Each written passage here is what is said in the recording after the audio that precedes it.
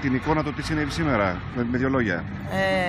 Στο πλαίσιο των αποφασιστέτων της 18ης Μαρτίου ξεκίνησε σήμερα η διαδικασία επιστροφής μεταναστών στη Τουρκία. Έφυγαν σήμερα 136 μετανάστες υπηκότητας Πακιστάν, Μπαγκλαντές, Σρι Λάνκα, Μαρόκο. Η πλειονότητα Πακιστανοί. Και είχαμε και 2 από τη Συρία, οι οποίοι θέλησαν εθελοντικά να γυρίσουν πίσω. Φύγαν και από άλλα νησιά.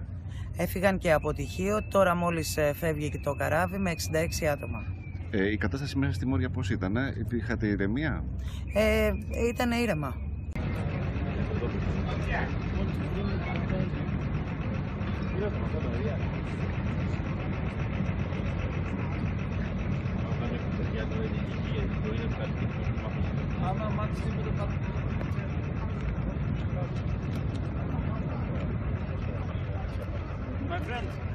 My friend, move back. Go back.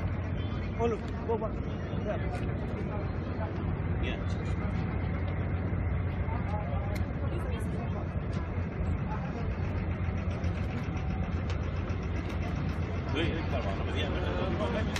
Κάτι που ακούγεται καλά, ήταν μέχρι εδώ.